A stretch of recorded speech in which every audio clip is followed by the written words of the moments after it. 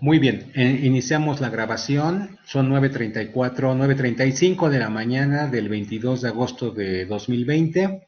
Ya tuvimos una breve sesión privada donde mis alumnos pues me hicieron varias preguntas, hicimos gestión de grupo y estamos afinando, alineando nuestros detalles técnicos con mucho agrado y con mucho gusto en este curso remedial.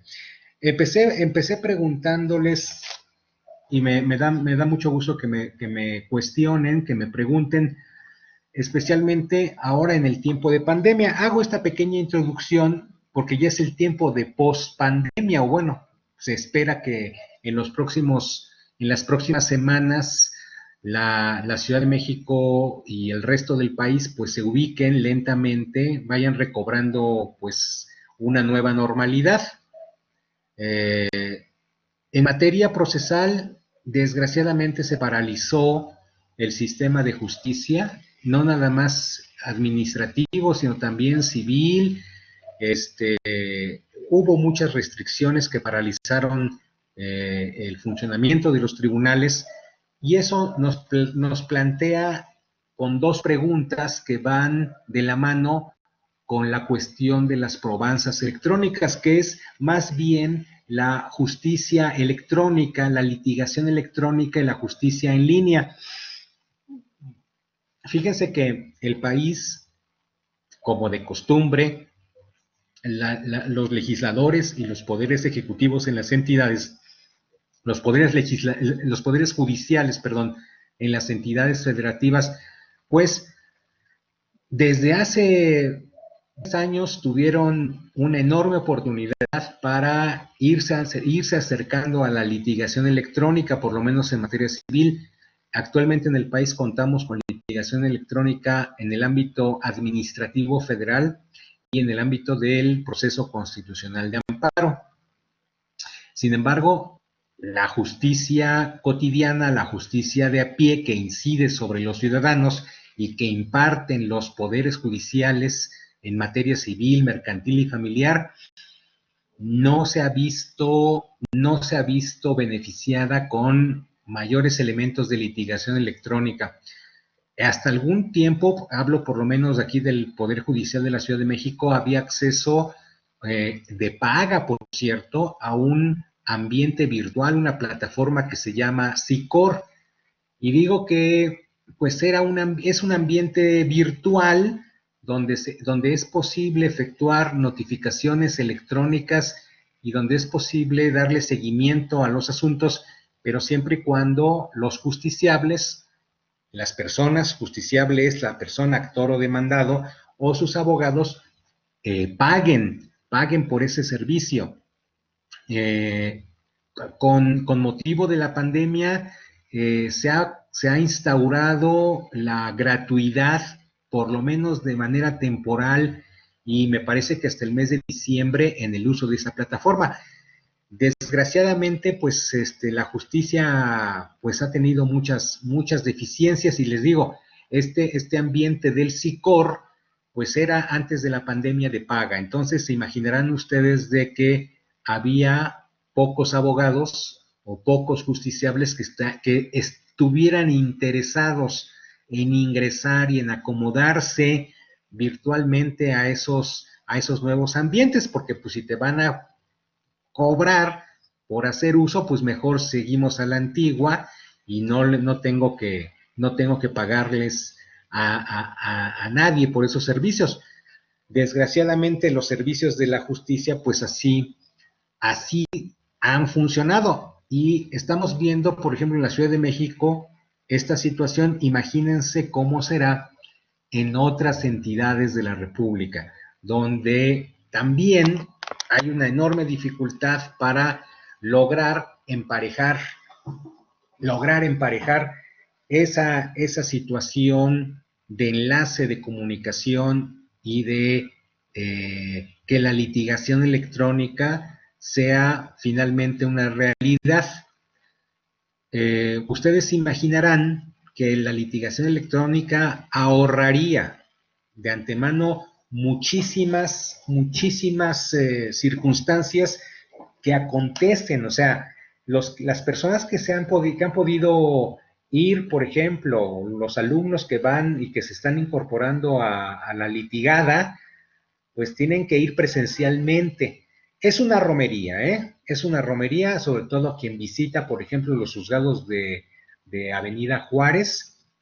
Antes de la pandemia era una romería. Después de la pandemia, bueno, pues se ha multiplicado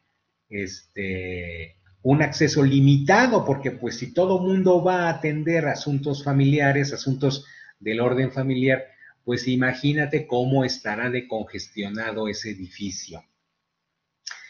Con la justicia electrónica, obviamente se abreviarían los tiempos de traslado y los tiempos de espera para conseguir físicamente un expediente. Físicamente implicaría a través de la justicia electrónica que los expedientes pues estuvieran en una versión electrónica.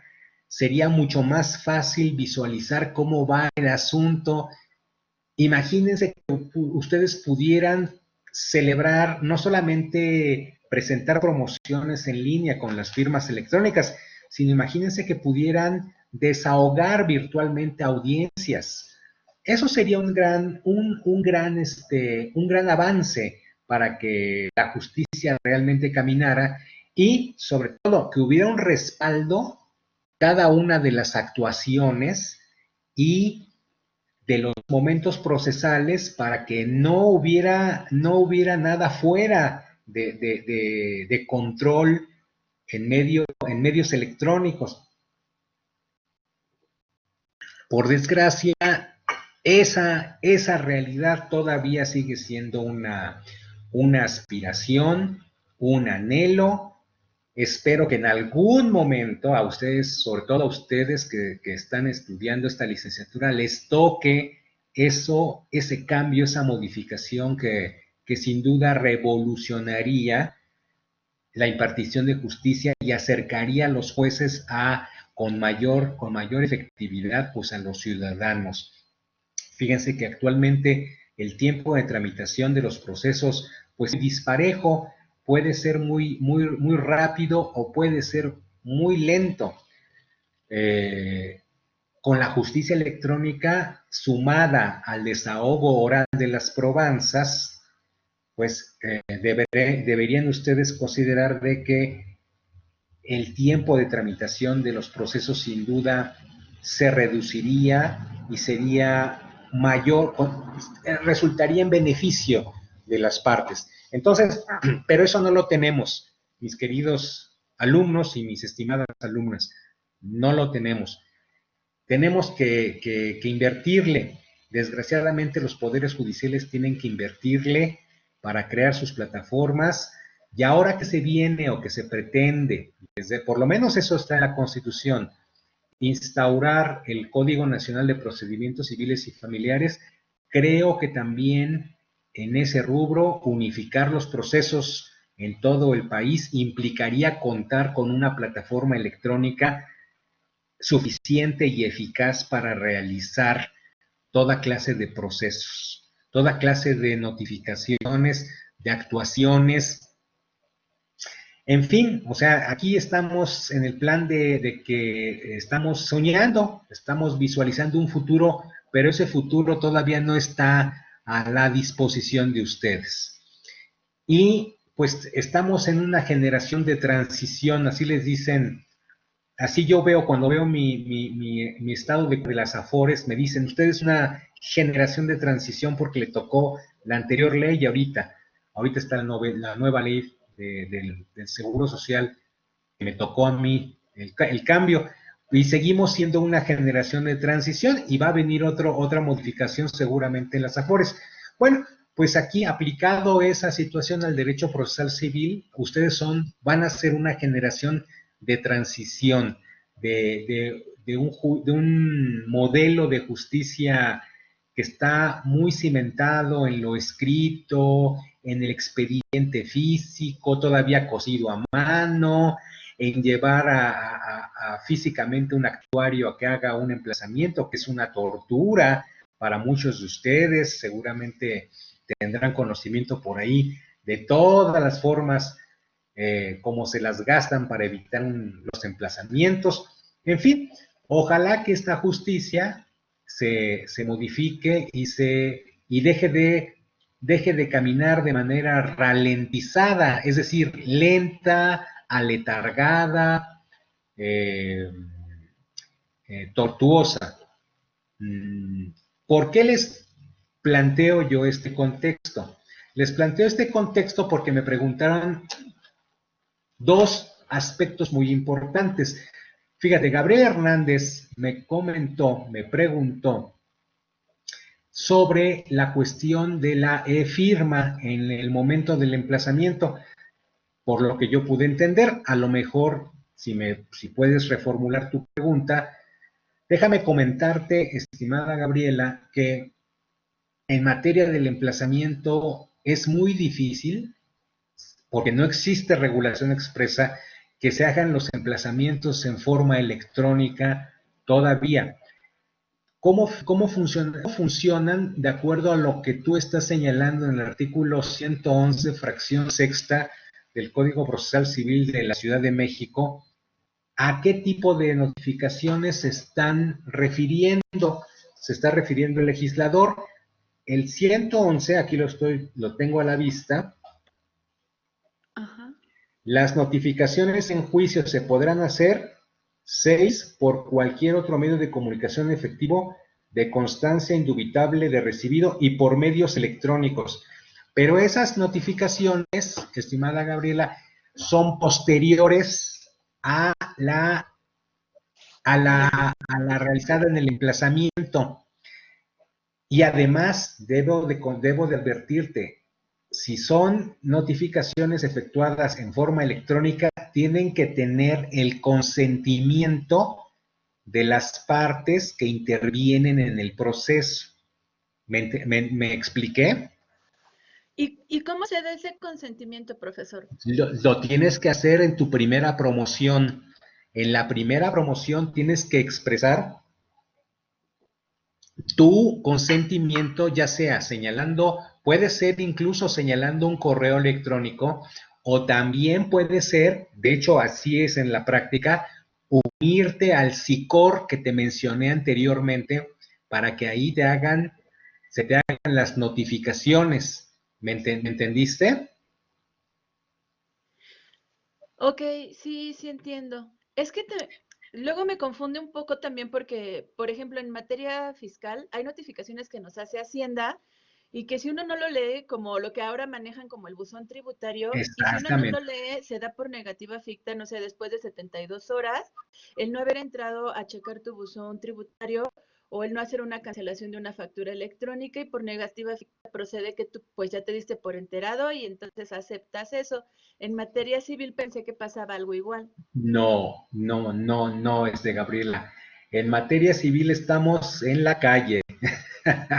Sí, y fíjate, el sexenio pasado se reformó el Código Fiscal de la Federación para incorporar el buzón tributario. Es Esa correcto, reforma tiene como 5 o 6 años. apenas sí. Tiene una gran ventaja, que es obligar al contribuyente a meterse al Internet. ¿Por qué razón? Tú sabes que cuando te das tú de alta en Hacienda o quieres inscribir tu domicilio fiscal, anteriormente era simplemente que te presentabas y hacías, anteriormente hace 20 años, simplemente notificabas la modificación de tu domicilio. Actualmente, déjame decirte de que antes de que te validen el cambio de domicilio, por lo menos van 2 verificadores del SAT para cerciorarse de que ahí estás. Así Tú que es. eres contadora, seguramente lo estás viviendo.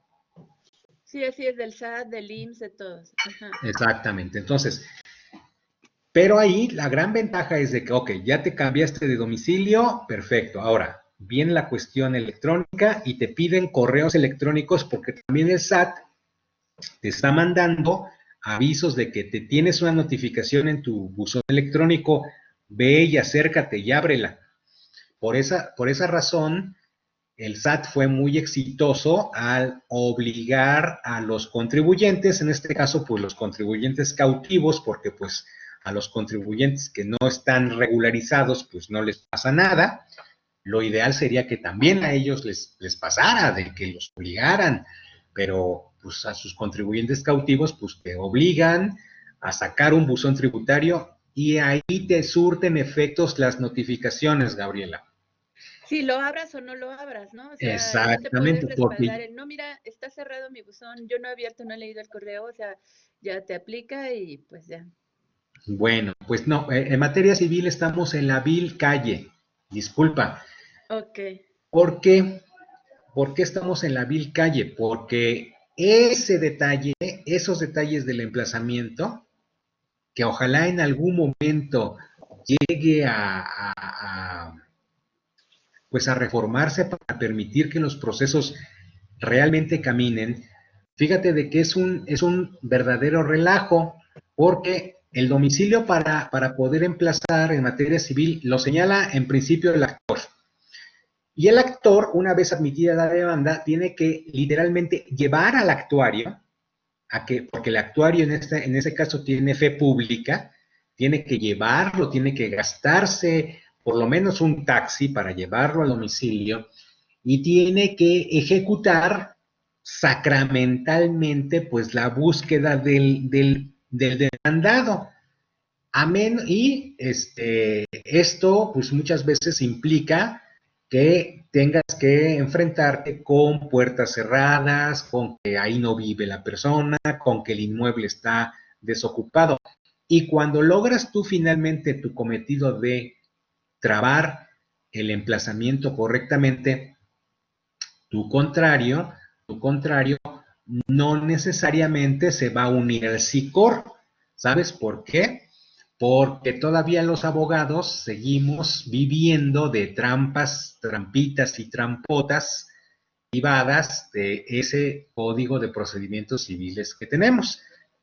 Otro gallo nos cantara a los abogados, especialmente a los postulantes, y una autoridad, en este caso la autoridad judicial, dijera, señores, ustedes los vamos a ir a buscar a efectuar el emplazamiento, pero una vez sujetos al emplazamiento, señores, ustedes tienen que incorporarse a la litigación electrónica en el SICOR o en la plataforma donde se diseñe, pues. El día que eso ocurra,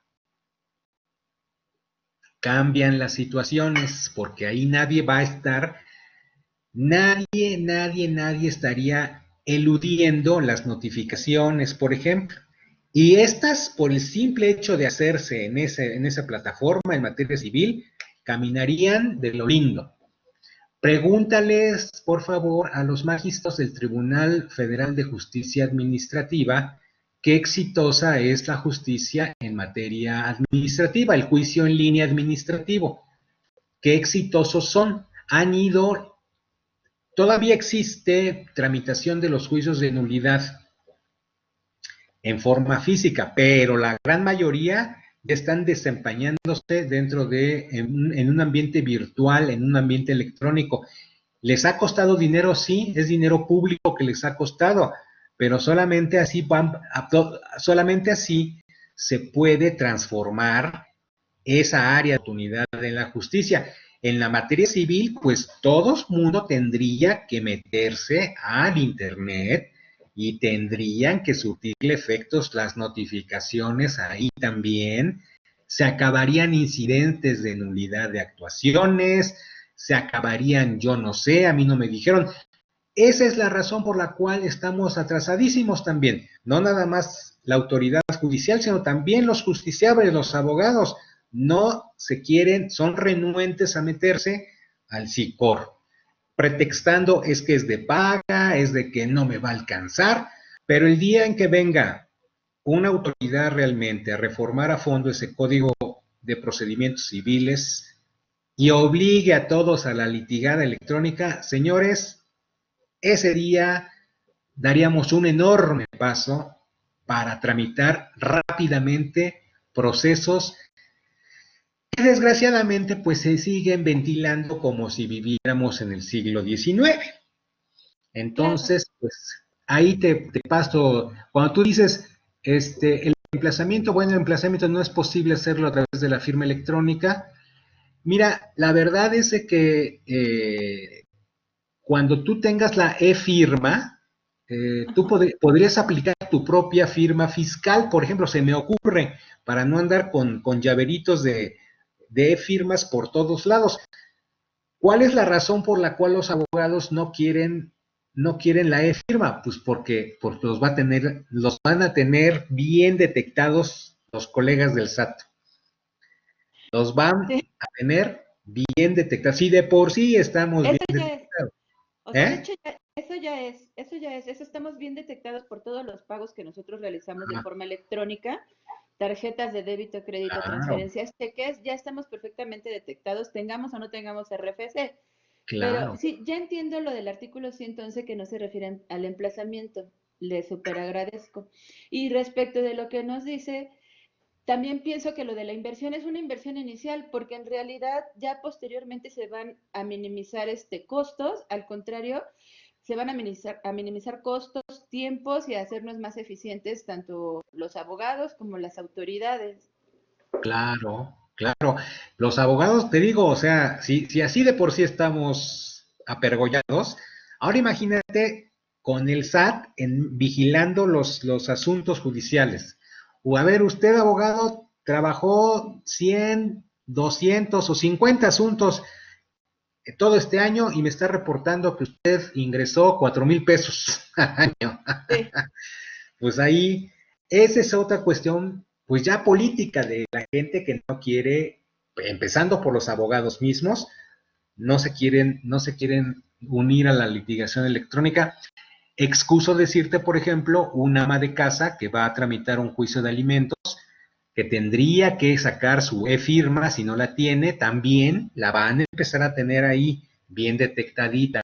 Los del SAT o las inmobiliarias, ¿verdad? Que tienen muchos problemas de arrendamiento o de juicios especiales hipotecarios, en fin, es una cuestión pues, de tomar decisiones y de regularizar muchas cosas, o sea, eh, la verdad es de que yo no conozco problemas porque haya un uso indebido de la e-firma, que ya sería una cuestión de índole pericial acreditarlo. Más bien veo que la gente es renuente a utilizar la e-firma.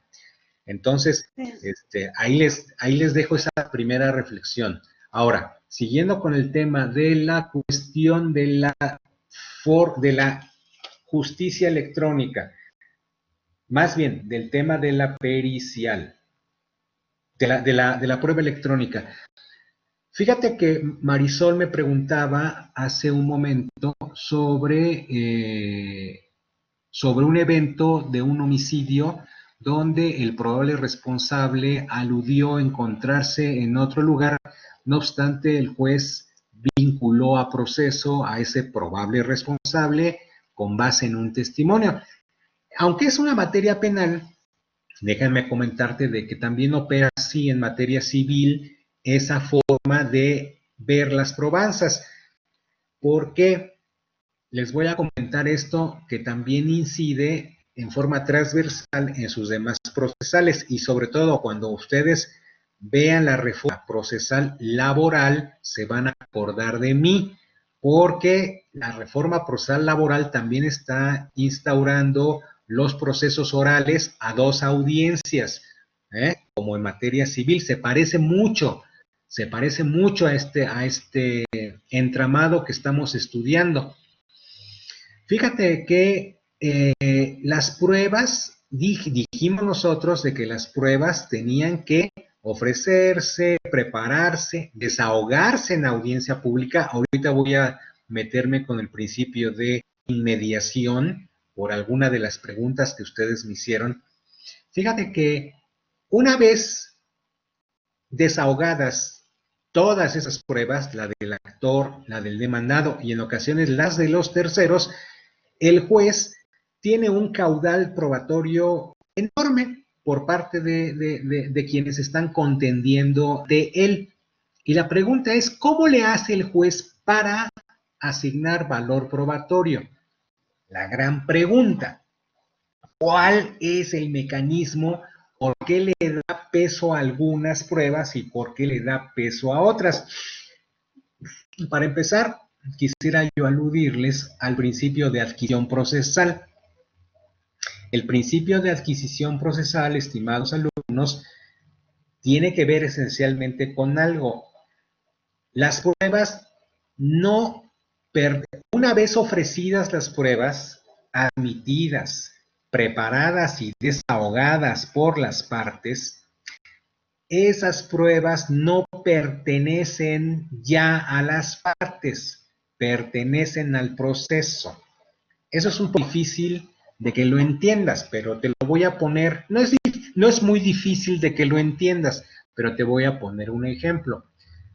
Ofrezco, por ejemplo, necesito cobrar un contrato, ejecutarlo y exhibo ese original que yo tengo a mi disposición y él mismo queda desahogado por su propia y especial naturaleza. Ya lo exhibí, la parte contraria, con citación de la contraria, estamos examinándolo y durante la sección procesal, el contrario se excepciona con base en la nulidad de ese contrato privado, alegando, por ejemplo, la falsificación de una de las firmas de las partes.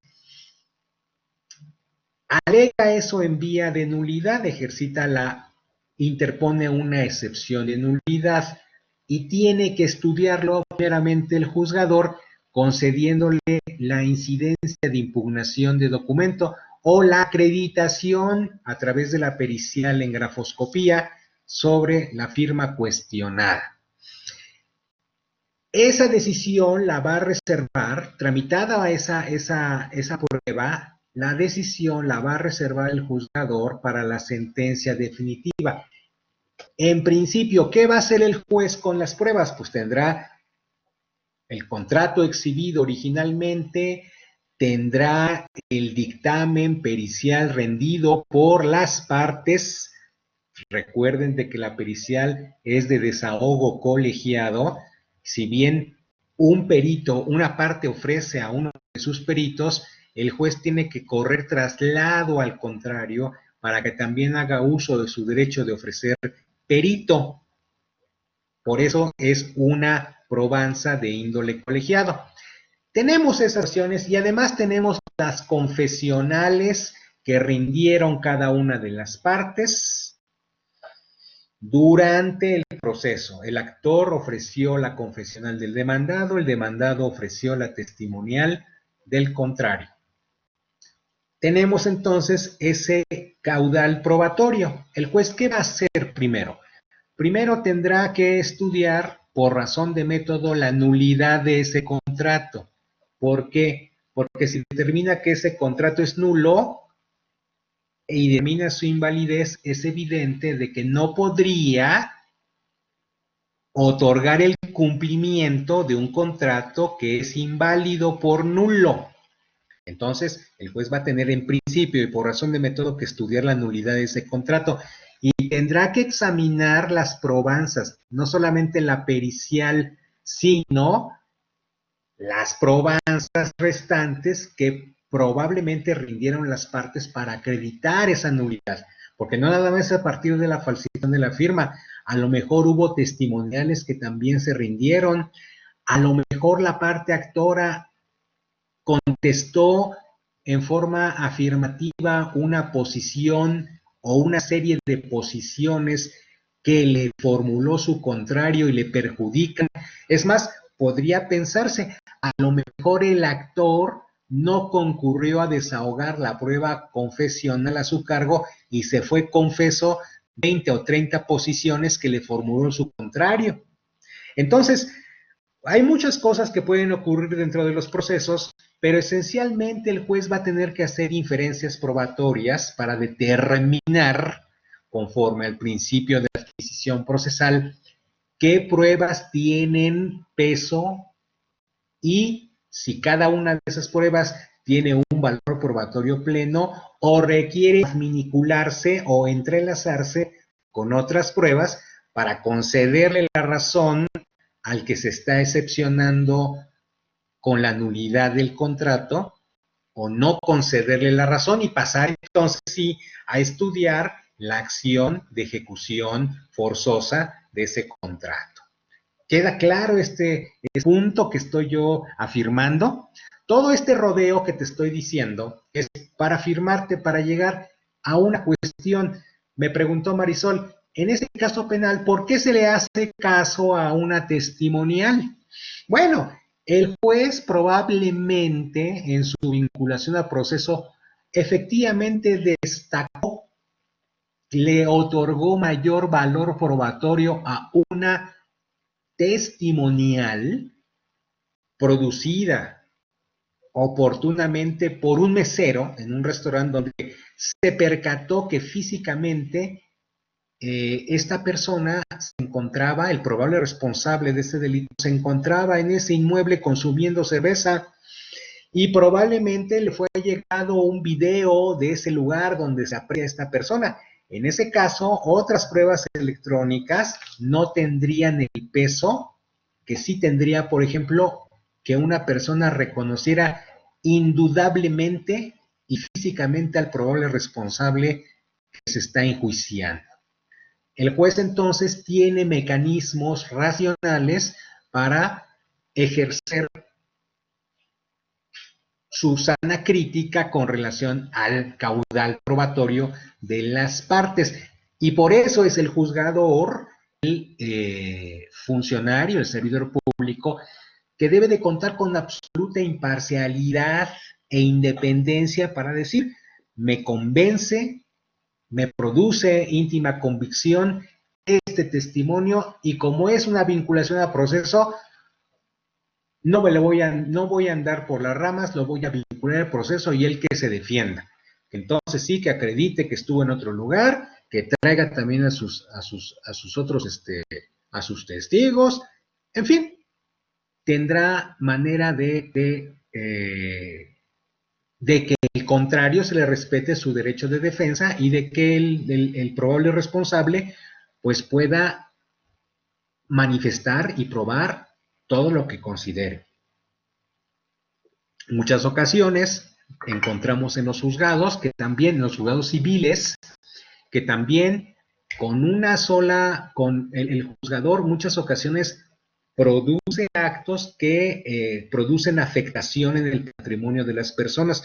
Caso de los embargos, es muy frecuente de que ante un título de crédito, el juzgador, sin mayor averiguaciones y estando en presencia de un pagaré, por ejemplo, dicte un auto de ejecución absolutamente casi en forma automática. No requiere mayor averiguación. Hay cosas que los juzgadores tienen un enorme poder sobre el patrimonio de las personas. Ser juez, pues conlleva una enorme responsabilidad, pero así operan y hay mucha literatura al respecto. Espero haberle respondido esa muy interesante pregunta. Aquí hablamos, voy a encaminarme ahora en orden sobre las pruebas para mejor proveer. No, me sigo quedando aquí en la probanza electrónica.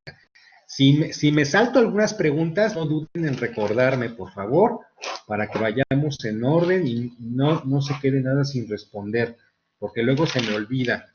Disculpen. Seguimos con una pregunta de Juan Ulises, que me pregunta, ¿cómo? Fíjate, que ya escuchó, decía en su pregunta, el video, ya lo vio el video de la doctora Karina Gómez Frot. Qué bueno que ya lo vieron, los invito por favor a que vean. En materia de probanza electrónica tenemos un enorme problema. El enorme problema es que originalmente, creo que se los mencioné, tuve la oportunidad de mencionárselos con anterioridad, en la anterior asesoría, de que estas pruebas electrónicas se incorporaron legislativamente en el Código Federal de Procedimientos Civiles en el año de 1999-2000, por ahí viene esa reforma, y además en el Código de Comercio, incorporando la prueba de mensajes de datos, las de certificación, autoridades certificadoras y valoración de la probanza electrónica. Y hasta ahí párenle de contar esta regulación que se incorporó siguiendo la ley modelo sobre prueba electrónica de Naciones Unidas. La ley modelo que está a su disposición ahí en internet y que pueden vislumbrar que casi se está incorporando ese modelo de Naciones Unidas en nuestro Código Federal de Procedimientos Civiles. Derivado de ese Código Federal de Procedimientos Civiles, las entidades federativas han ido incorporando a algunas de ellas, no todas, un capítulo relacionado con la probanza electrónica. Desgraciadamente no está muy bien desarrollada en la mayor parte de los códigos. Creo que eso lo destaca esencialmente la doctora en su ponencia, según recuerdo. Pero la pregunta que nos hizo Juan Ulises tiene que ver que la doctora Karina Gómez Frod hacía alusión de que cuando se desahoga la prueba electrónica, quien la desahoga o quien está observando el desahogo es el secretario del juzgado. Y es una pregunta muy interesante, porque esto tiene que ver con el principio de inmediación. El principio de inmediación es clave, estimados alumnos, para que ustedes puedan entender cómo debe de desarrollar el juez, el juzgador, su labor. Desgraciadamente, estamos muy mal habituados porque los invito a que vayan a los juzgados. La verdad, suele acontecer de que en un día donde hay pocas audiencias, por ejemplo, hablemos un viernes 9:30 de la mañana en un juzgado ahí de Doctor La Vista o de Niños Héroes, pues se ve al juzgador en un su oficina es enorme y tiene muchos expedientes, parece que son montañas o alteros de documentos que tiene que estar firmando. Por un lado está el secretario de acuerdos de una secretaría y están del otro lado el otro secretario de acuerdos. Está un lugar siempre lleno que es el archivo donde se están conservando los expedientes y se acercan ahí los abogados para soltar esos documentos.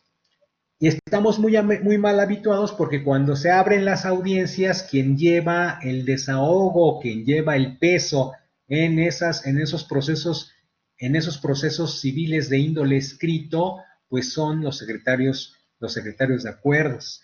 Y el juez rara vez se da una vueltecita por ahí para ver cómo están desarrollándose los eventos de desahogo de pruebas. Por eso les digo de que estamos muy mal acostumbrados en materia civil. Se ha intentado, y eso lo digo espero con cierto entusiasmo, que efectivamente el juez presida los actos de las audiencias. Se ha logrado a través de los procesos orales civiles. Perdón. Esos procesos orales civiles son la cosa en cuanto a la tramitación de los juicios, porque efectivamente ahí el juzgador está enfrente de las partes, el juzgador está rigiendo, está presidiendo la audiencia y tiene la oportunidad no solamente para dictar probanzas para mejor proveer, sino está viendo está oyendo y está viendo cómo se están produciendo las partes frente de él. Y eso es muy importante. No es lo mismo que lo hagas en forma telemática. En este momento estamos conectados todos de manera telemática, pero no es lo mismo verlo por ti mismo, ver cómo se está produciendo en la realidad el desahogo de una testimonial. Yo ahorita muchos de ustedes no los estoy viendo. No estamos obligados a estar con el video prendido. Lo hago por respeto y por flexibilidad para todos ustedes. Pero ahora imagínate cómo le hace el juzgador, ahorita hablando sobre el desahogo electrónico de las promesas, cómo le va a hacer cuando tenga que presidir una audiencia vía medios telemáticos? ¿Qué no acaso eso sería una infracción o digamos, un atentado al principio de inmediación? Permítaseme esa frase. El juez tiene que estar en presencia de las partes para que pueda ver ese testigo por qué se ruboriza, ese testigo por qué está amedrentado, por qué está tan nervioso, o ese señor por qué dijo algo y después con su lenguaje corporal parece que está negando lo que está diciendo. Entonces, esas pequeñas cosas le permiten, por virtud del principio de inmediación al juez, irse formando un criterio. Algunos abogados, sobre todo a los que se dedican a la cuestión de la doctrina, del razonamiento probatorio, parecen no estar de acuerdo con la frase íntima convicción, de que a un juez le causa íntima convicción o que hay que convencer a un juzgador. Pero la verdad es de que sí, la verdad es de que el juzgador tiene que convencerse, y tiene que convencerse sobre todo en los procesos orales a los que me estoy refiriendo, de índole civil o mercantil, aplicando nuevas habilidades. No es lo mismo el juzgador que está sentado en su oficina con un altero de expedientes y que nada más está revisando el orden de unos alegatos, por ejemplo. No es lo mismo, no es la misma habilidad. Ese juez, permítaseme la frase, ese juez burocrático, dicho eso con mucho respeto, pero de alguna manera para que a ustedes les quede bien clara esa imagen, no es lo mismo que a un juez que está literalmente en la arena viendo, aplicando habilidades de escucha, de observación, de parlamento, en fin. No es lo mismo una habilidad de uno a otras habilidades de otros. Entonces, esas mismas habilidades se les debería de exigir también, o se exige también a los abogados postulantes, a los abogados que están patrocinando un asunto, que están siguiendo en cada una de sus fases la defensa de un cliente o de una clienta. ¿Por qué? Porque el abogado tiene que transmitir de alguna manera, en forma coherente, en forma veraz, en forma convincente, este argumento, esta objeción, este detalle técnico, en fin, también son habilidades que para los abogados les es muy indispensable contar, afinar. Y quiero referirme, y contestando a esto, que me preguntó Juan Ulises, ¿por qué? ¿Qué pasa con la interpretación que da un juzgado, el secretario de acuerdos de un juzgado, a la propia interpretación del juez? Pues, Juan Ulises, es toda la diferencia del mundo.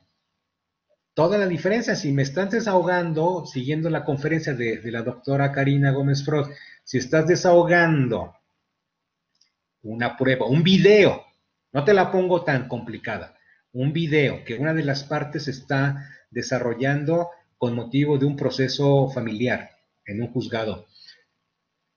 No es lo mismo ver y visualizar el video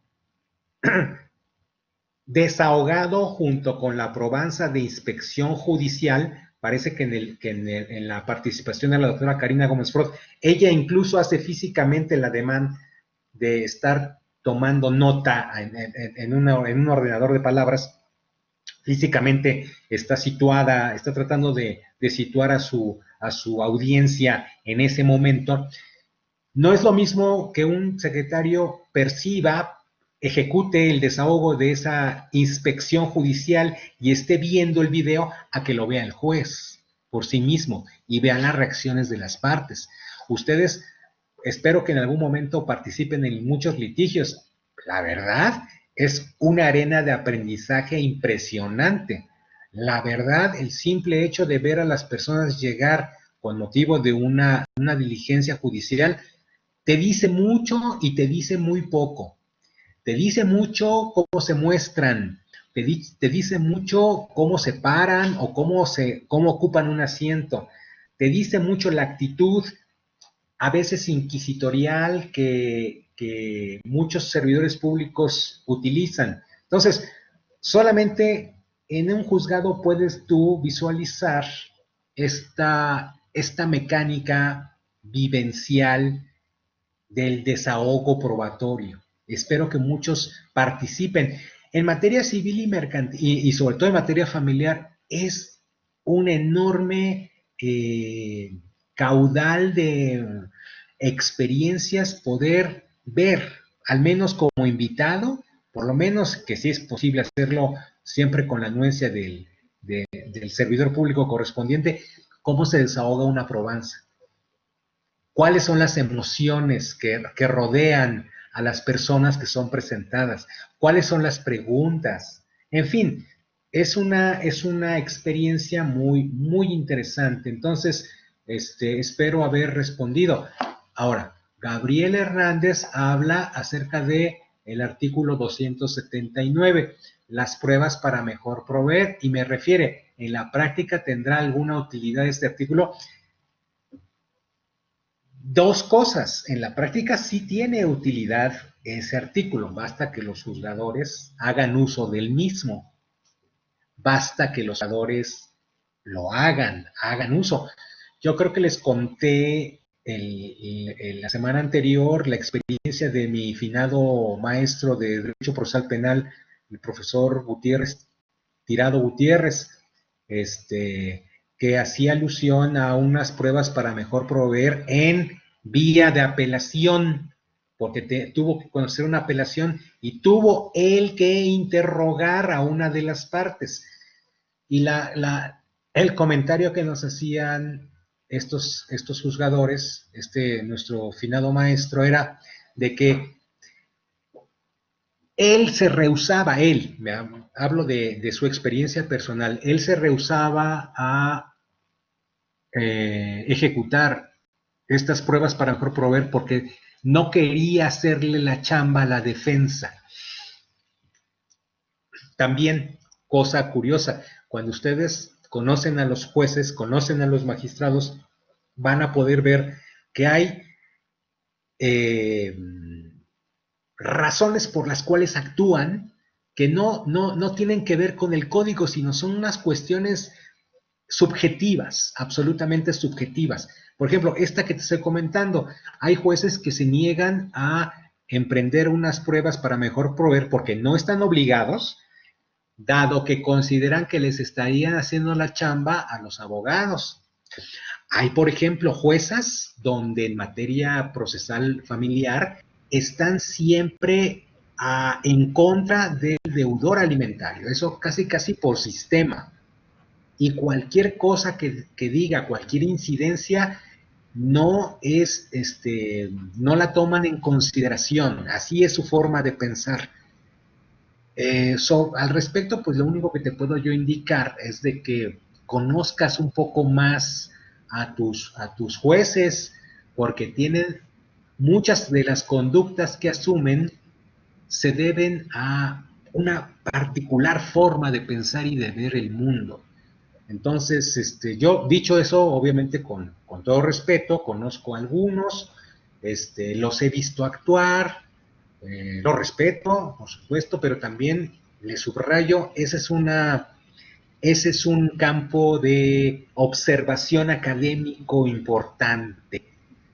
Un poco más a la americana, siguiendo la escuela realista, o también la escuela de los Critical Legal Studies, ellos hacen alusión a que los procesos que hacen derivar las mentes de los jueces, pues responden a una ideología, a ciertas pautas de conducta y de pensamiento, antecedentes no solamente académicos, sino socioeconómicos incluso.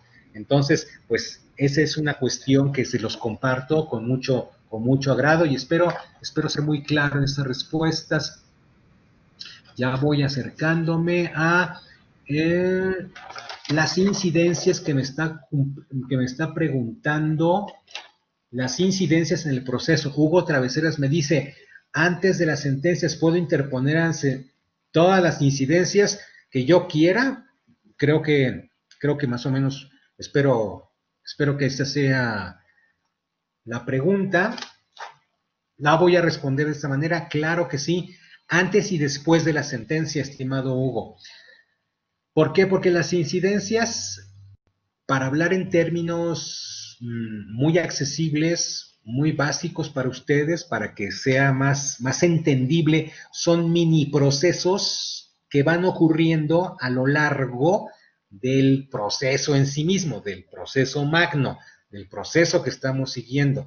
Recuerda que se puede dar a entender, puede haber confusión en los procesos, dado que en ocasiones tú ves demanda, ves contestación y el demandado puede transformarse en un actor reconvencionista ejerciendo su contrademanda o reconvención.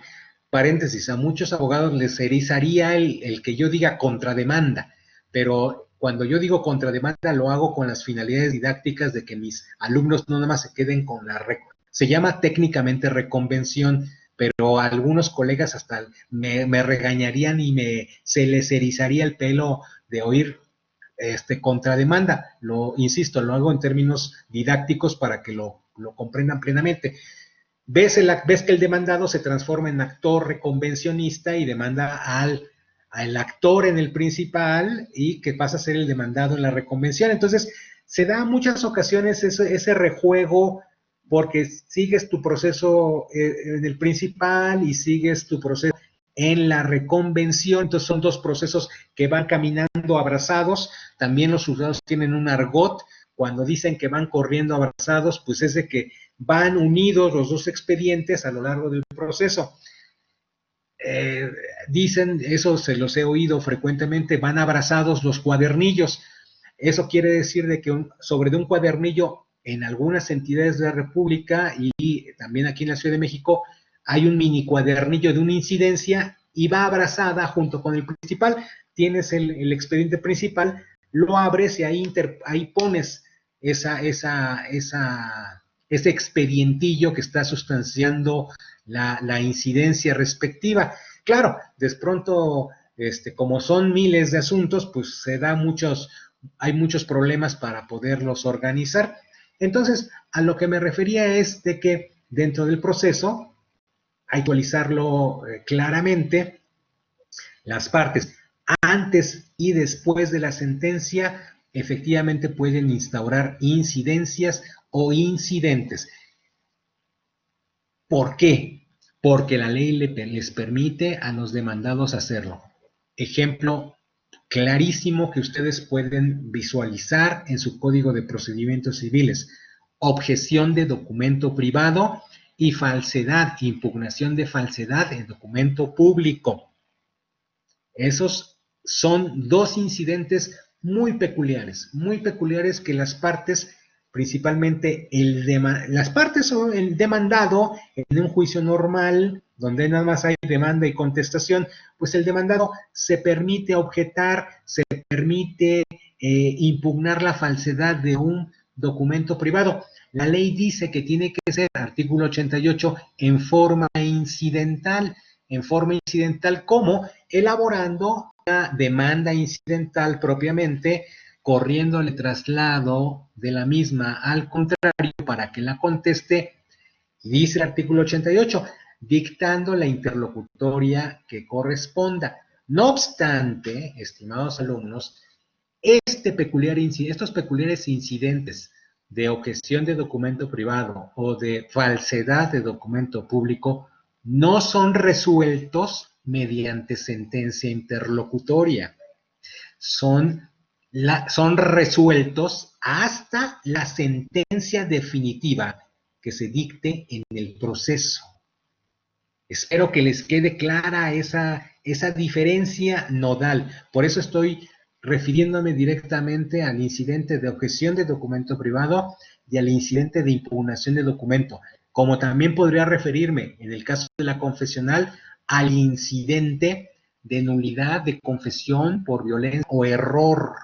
Ese incidente, de la misma manera, se debe de proponer dentro de los 3 días siguientes a producida la confesión ante autoridad judicial, y una vez sustanciado el mismo, la resolución la va a reservar el juez para la definitiva. Esto quiere decir que no lo va a fallar en una sentencia interlocutoria, sino que lo va a fallar cuando entra el estudio de la sentencia definitiva. Otro caso idéntico es el incidente de tachas. El incidente de tachas no es resuelto a través de una sentencia interlocutoria, es resuelto hasta la definitiva. ¿Por qué? Porque ahí el juzgador tiene que asignar valor probatorio a la testimonial, a la confesional, a la documental, y tiene que visualizar si estos incidentes que les acabo de sintetizar, son fundados o no son fundados, ¿sí? Entonces, me apasiona, a veces me emociona esta situación, y espero transmitirles estas respuestas con mucho gusto, con mucho agrado. Ahora, después de la sentencia, ¿qué incidentes se podrán plantear? Acabo de denunciar algunos incidentes que no son resueltos a través de sentencia interlocutoria. Ahora, por ejemplo, dígame usted cuáles sí podrían ser ejemplo de incidentes que pueden resolverse después de dictada sentencia interlocutoria. Y aquí aprovecho para contestarle a Flor. Flor tiene una pregunta con relación a las sentencias sobre la cuestión de qué es cosa juzgada y cuándo causan ejecutoria las sentencias. Estimada Flor, aprovecho para comentarte que la sentencia debe ser ejecutada cuando alcance la categoría de cosa juzgada. ¿En qué consiste esa cosa juzgada? En que las partes o bien ya consintieron con la sentencia porque no interpusieron ningún recurso ordinario o recurso federal o juicio de control constitucional como en el amparo, no interpusieron en tiempo esos recursos y consintieron con la demanda porque no la atacaron, o bien sustanciados los medios de control, apelación principalmente en una sentencia a un proceso ordinario civil, cuya monto, cuyo cuantía lo permita, que admita la apelación, sustanciada esa apelación, y en su caso sustanciado el juicio de amparo, el proceso constitucional de amparo, la sentencia a lo mejor fue revocada parcialmente, a lo mejor fue confirmada en todas sus instancias, es decir, ya se desahogaron los medios de control y ya los medios de impugnación e incluso el juicio de amparo, ya terminó definitivamente ese asunto. La sentencia ha causado totalmente ejecutoria porque ya no va a haber poder humano que pueda modificar el contenido de esa sentencia, dado que las partes ya hicieron uso de su principio de impugnación. Ahora bien, es probable que haya cantidades o que haya bienes que deban ser entregados o que haya actos que deban ser entregados. Muy sencillo, el juez tiene que conceder un plazo de cumplimiento voluntario a la parte perdidosa, a la parte que está obligada a pagar, a entregar un bien, a hacer un acto. Por ejemplo, les platicaba yo de la acción pro forma en la anterior clase. ¿Qué pasa en la acción pro forma? Vence finalmente el actor al demandado y el juez dicta una sentencia donde condena al demandado a otorgar la escritura pública correspondiente. ¿Y qué pasa? ¿Qué pasa si el demandado en la ejecución de sentencia omite cumplir? En su rebeldía el juez va a firmar la escritura en rebeldía del demandado. Para poder ejecutar este acto, el juez va a tener que obsequiar esa firma en rebeldía y así lo va a hacer constar la escritura correspondiente. En el caso, por ejemplo, de que haya la condena pago de alguna cantidad, y aquí concateno el asunto de las incidencias, bueno, probablemente haya una cantidad líquida y haya una cantidad no líquida. Líquida quiere decir que se exprese con pesos y centavos. Me debe usted 138,543 pesos. Ahí estamos hablando de una cantidad líquida que se puede ejecutar, pero probablemente haya condena al pago de cantidades no líquidas. Por ejemplo, me debe usted 1,358,500 pesos más los intereses moratorios calculados a la tasa TIE, por ejemplo, que publica el Banco de México, más 20 puntos. Esas cantidades tienen que liquidarse. ¿Cómo se hace? A través de un incidente de liquidación de cantidad. Tiene que ir, antes de poder ejecutar esa sentencia, definirte ya sabemos cuánto me debes de la deuda principal, ahora te tengo que liquidar esos intereses, te tengo que acreditar que la tasa TIE fue de tantos puntos y le tenemos que, conforme a nuestro contrato basal, tenemos que agregarle los 20 puntos para hacer el cálculo de que tú, a esta cantidad de suerte principal, me debes a lo mejor 3 o 4 millones en concepto de suerte accesoria, de concepto de intereses. Y además me tienes que pagar los gastos y costas, porque además te condenaron en la sentencia de segunda instancia a que me pagues las costas causadas en ambas instancias. Esas cantidades no líquidas se tienen que liquidar a través de las operaciones aritméticas correspondientes, conforme al arancel, donde esté fijado concretamente el monto de las costas, y esos incidentes sí son resueltos a través de sentencia interlocutoria. Entonces, ahí tenemos dos respuestas muy, muy precisas a sus hermosas preguntas. Y sigo avanzando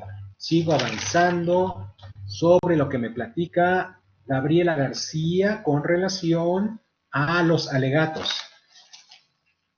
¿Me permiten un minuto? Sí me están siguiendo, ¿verdad? Sí seguimos conectados. Sí, profesor. ¿Me permiten un minutito, por favor? Descansen unos 2 minutitos y ahorita regreso. Un momentito. Okay.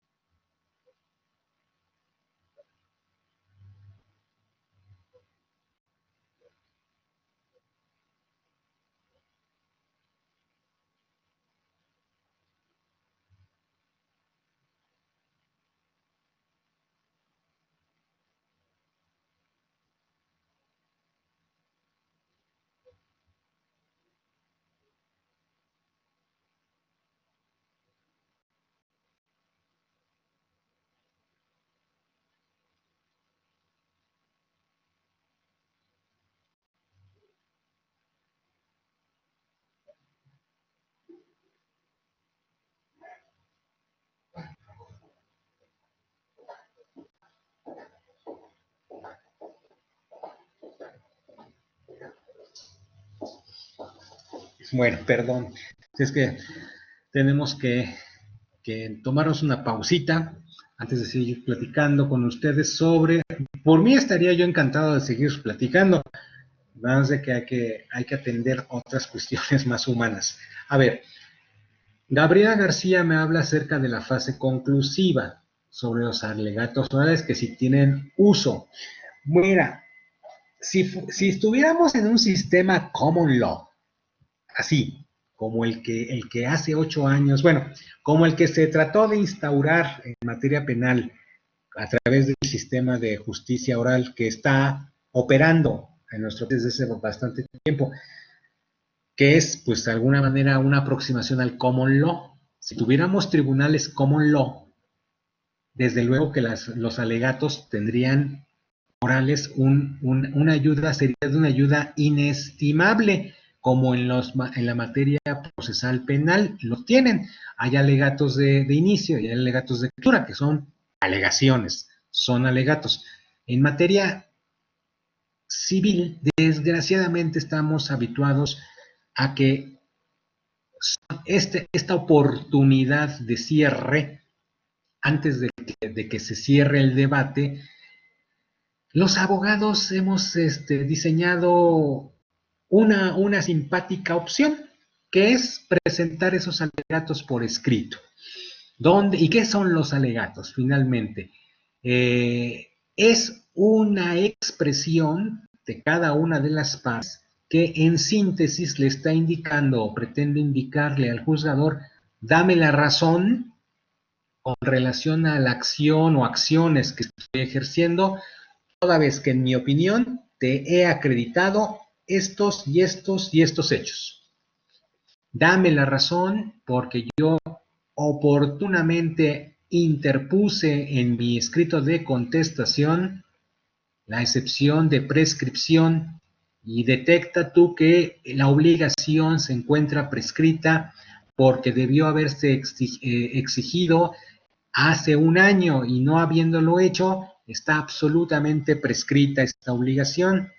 Entonces, los alegatos tendrían un mayor impacto en el ánimo del juzgador, pero en materia procesal civil los hemos ido dejando como un mero formalismo. Le ponen ahí en el desarrollo de las audiencias. Las partes alegaron lo que a su derecho convino y no habiendo mayor situación, se termina esta diligencia y no habiendo mayores pruebas que ofrecer, se cita a las partes pues para la audiencia, para que escuchen la sentencia correspondiente, que será dictada en su oportunidad. Esos alegatos, por eso muchos abogados prefieren ocuparse un par de cuartillas o 3 hojas bien escritas para indicarle al juzgador por qué sí tiene la razón. Es un derecho que en ocasiones sí se logra, sí se hace. Hay otros que no lo desahogan. Hay asuntos donde pues no estás obligado a hacerlo. Sería bueno o es sano incorporarlo, sí, como una guía, especialmente porque a veces tu tambache de documentos está disperso. Entonces, sería muy bueno que le fueras actualizando al juzgador. Mira, en la foja número tal entra esta confesional y en la foja tal encontrarás, señor juez, este testimonio o esta confesional o el resultado de esta pericial en nuestra demanda en la foja tal, porque los expedientes pues que siguen en formato tradicional, bueno, pues pueden llegar a ocupar uno o varios tomos. Entonces, la utilidad de estos alegatos escritos, especialmente, sí podría concederse especialmente para ordenar el material que va a tener a su disposición pues el secretario proyectista del juzgado y el juez, finalmente cuando analicen esa sentencia. Ser un secretario proyectista pues tiene su chiste y pues su labor es muy encomiable porque son prácticamente quienes elaboran las sentencias, quienes elaboran las sentencias en el día a día en los juzgados. Deben ser muy discretos, deben de ser funcionarios muy probos porque están en medio de asuntos donde pues hay evidentemente pasiones, hay intereses económicos de por medio. Entonces ser un proyectista tiene su chiste, tiene su ética, y si le van a entrar ustedes al sistema judicial, en el sistema judicial pues hay labores muy técnicas, y una de ellas es la de ser proyectista, el que elabora no solamente los autos, sino el que elabora las sentencias que resuelven en definitiva un conflicto, un litigio. Aquí me habían hecho una pregunta también con relación al momento, no, a la excepción de incompetencia. Mira, la excepción de incompetencia nada más tienes, esta me la hizo Joanny García, aquí nada más tienes una oportunidad para hacerla valer, que es en la fase postulatoria. En la fase postulatoria tienes, si eres el demandado, tienes la oportunidad de contestar tu demanda y de oponer todas las excepciones y defensas. No hay otra oportunidad. Y si vas a tocar el punto de la incompetencia del juez, lo tienes que hacer antes de que contestes la demanda. ¿Por qué? Porque si lo haces después o si lo haces en la etapa probatoria, esa incidencia no va a tener ningún efecto y te la van a desestimar, la van a desechar, no le van a conceder ni siquiera el trámite. Entonces, cuando hablamos de la incompetencia del juez, lo primero que tú tienes que hacer es vislumbrar si efectivamente te encuentras ante un juez que carece de la competencia jurídica para resolver tu asunto y elegir, ya sea en la vía declinatoria o en la vía inhibitoria, cuál va a ser la que tú elijas. Yo te recomendaría que tú eligieras la vía que mayor practicidad, mayor seguridad y certeza en su desarrollo te concede la ley. En mi opinión, se trata de la incompetencia a través de declinatoria. ¿Por qué?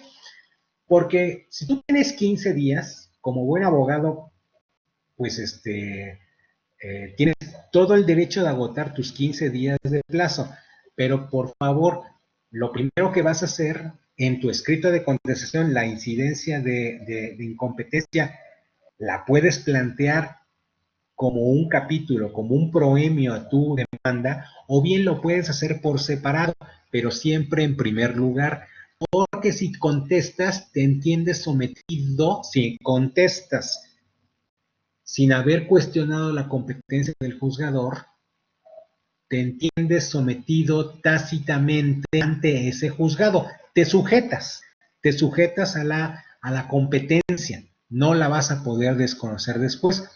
Pero si tienes 15 días, bueno, hazte un favor, en el día 9, envía por favor tu escrito donde estés cuestionando la competencia del juzgador y que le dé trámite a la misma. Y el día 12 o 13, pues contesta la demanda haciendo alusión de que ya cuestionaste la competencia del juzgador a fin de que no entiendan sometido tácitamente. Mi recomendación es de que si tienes tu escrito de demanda y si tienes tu demanda y tu escrito de contestación, pues para que no des vueltas, plantea al principio tu excepción de incompetencia por la vía declinatoria y después, en ese mismo escrito, contestes la demanda protestando el buen nombre del juzgado, y de manera que no quedes en estado de indefensión por falta de respuesta oportuna de tu escrito de demanda. Reitero, con posterioridad no vas a poder hacer uso de las excepciones de incompetencia. Si contestas, te entiendes tácitamente sometido ante ese juzgador. Y por último, me estaba preguntando Juan Andrés Carrasco este tema de la pericial y una tesis de jurisprudencia, una tesis aislada que aparece en la página 337. Fíjate, 337 del libro del doctor Carrasco Soule. Dice la tesis, ya casi vamos a terminar, testimonial y pericial, naturaleza jurídica de las pruebas, sus diferencias. Dice esta tesis aislada que fue en un asunto del Instituto Mexicano del Seguro Social en un amparo directo en el año del 96. Aquí se transcribe el nombre del ponente y el nombre del secretario. Supongo, si es del IMSS, supongo que fue materia administrativa, no lo sé. Y si es una tesis aislada, pues es simplemente un criterio orientador, pero no es obligatorio. No es obligatorio porque lo obligatorio deriva de la jurisprudencia. Dice, superada la teoría que para explicar la naturaleza jurídica de la prueba pericial clasificaba al perito como testigo técnico, la doctrina dominante universalmente aceptada distingue al perito del testigo, clarificando que el testigo es coetáneo al hecho, preexiste la demanda, declara sobre hechos ajenos que le consten, de ahí la exigencia de expresar la razón de su dicho. Aquí les hago alusión, es indispensable que los testigos declaren la razón de su dicho. Sin decir por qué les consta lo que declaran, ese testimonio no va a caminar nunca. Tienen que decir la razón de su dicho. Es decir, por qué les consta. A lo mejor porque estuvieron ahí, a lo mejor porque efectivamente presenciaron los hechos, pero tienen que decir la razón de su dicho. Continúo. Y no necesariamente ha de ser instruido, pues puede ser analfabeto, está hablando el testigo. En cambio, el perito no es coetáneo al hecho, ni por lo mismo antecede a la demanda. Puede surgir con motivo de la controversia y durante la sustanciación del procedimiento respectivo. No declara sobre hechos propios ni ajenos. Fundamentalmente, debe tener conocimiento sobre alguna ciencia técnica y si éstas se hallan reglamentadas, habrá de estar autorizado legalmente. Todo lo cual implica además que el perito deba saber leer y escribir. De ello se colige, lógicamente, que el testigo no puede sustituir en su materia al perito y que éste tampoco puede sustituir al testigo en su área. Bueno, pues es una agradable tesis aislada, con la cual yo no tengo mayor opinión al respecto. Yo considero que el perito es un testigo experto, produce una experticial, es un auxiliar de la Administración de Justicia que tiene que ser independiente, tiene que ser imparcial, tiene que ser probo para producir sus dictámenes técnicos, pero en el fondo bordea el tema de la prueba científica, de la cientificidad de las probanzas en el derecho. Déjenme ustedes referirle que el tema de la ciencia y el derecho, de la ciencia y el proceso, es un tema muy grande, es un tema muy interesante. Al respecto, aquí hace alusión a que el testigo preexiste, o sea, está antes de la demanda. Bueno, efectivamente, el perito tiene que ver, se le pide su apoyo para que haga un dictamen, para que se pronuncie en su pericial sobre aspectos que tienen que ver, que sucedieron con antelación a la demanda. Piensen ustedes, pericial en arquitectura, por ejemplo, para acreditar vicios ocultos de una construcción. Bueno, el perito efectivamente en el proceso será llamado, pero va a ser llamado para que se pronuncie con relación a hechos que preexisten, a hechos que anteceden a la instauración de la demanda. Si vas a ejercitar la acción de pago de una indemnización por vicios ocultos en una construcción, pues lo lógico es de que un perito te diga, un perito en arquitectura, te diga, esta construcción efectivamente tiene o presenta los siguientes daños o vicios ocultos que demeritan el costo de la construcción o bien que pone en riesgo al nuevo titular, porque puede haber un temblor y puede destruirse este inmueble. Por ejemplo, un pericial, se me ocurre ahorita en genética molecular, evidentemente se va a pronunciar con relación a la paternidad, pero esa paternidad que se cuestiona en el asunto, evidentemente preexiste o debería de preexistir antes de la instauración de la demanda.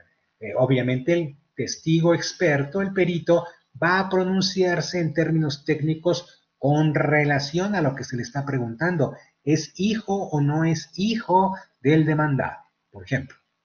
¿O es hijo o no es hijo del actor?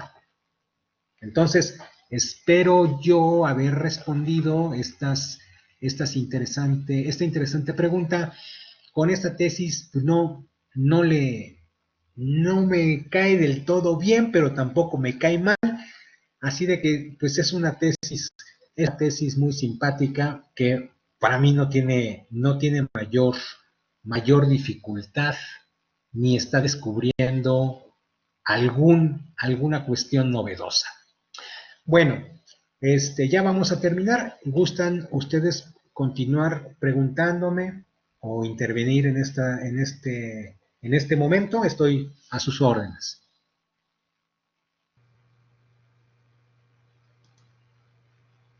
Profesor, una pregunta. Cuando se termina, por ejemplo, un divorcio, ya dictan una sentencia, ¿se debe de realizar algún acto más? Por ejemplo, inscribirlo o hacer algún folio, algo así. ¿O la sentencia es el suficiente de soporte para ya decir, aquí culminó, terminó el juicio?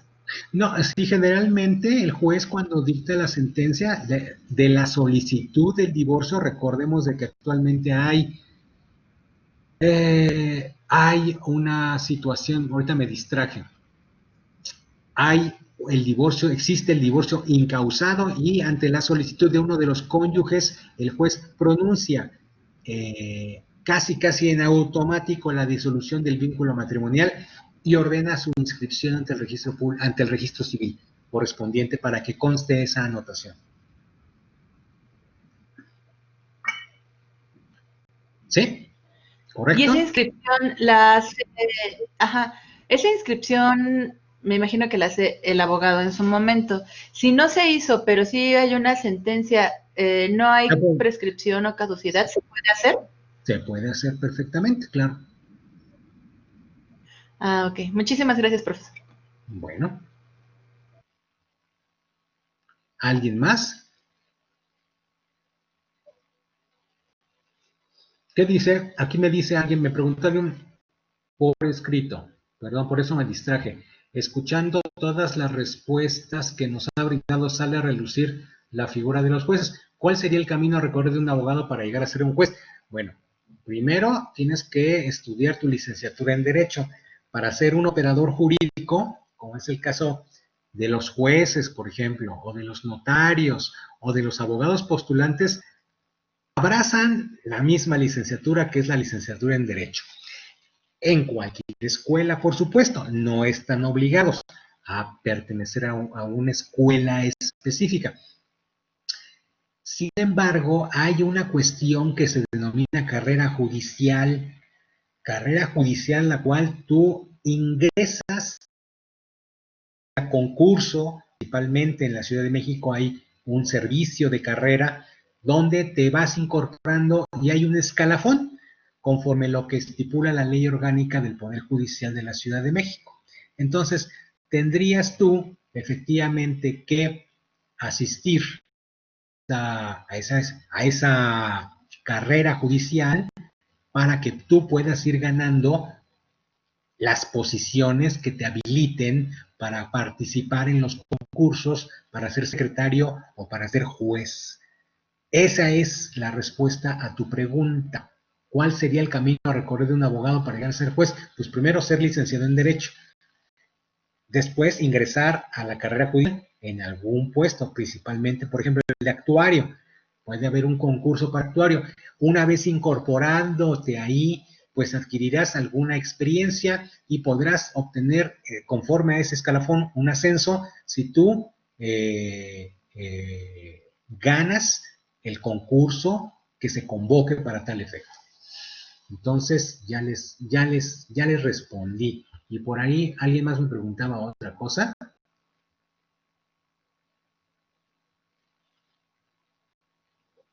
Bueno. Pues está muy bien. Sí, profesor, yo había escrito nada más y de casualidad, bueno, dos cosas, si nos podría proporcionar, ve que algunas asesorías nos hizo favor de proyectar algunas láminas de PowerPoint, no sé si nos podría facilitar su material para estudiar para el examen, no, bueno, no te lo voy a facilitar. Tener un poco más de soporte. Claro que no te lo voy a... Claro que sí, se los envío. De todas maneras, ahí va, es un material que lo tengo desde hace unos años, cumplo 4 años en este mes, en estos días, fue de los primeros que yo publiqué, un materialito que me ha sido, hay que actualizarlo en algunas cosas, Entonces sí, con mucho gusto se los hago llegar. Les aviso, bueno, luego les avisaré sobre lo que estoy trabajando en materia de amparo. Es una guía que me han pedido que la confeccione y ya se enterarán en su momento. Bueno, pues si no hay ninguna pregunta adicional, pues los dejo descansar y nos vemos pues el día de mañana para cerrar con nuestro curso remedial y pues que tengan bonito domingo, coman rico y pásenla muy bien. Gracias, profesor. Buen día. Gracias, profesor. Hasta luego. Hasta luego.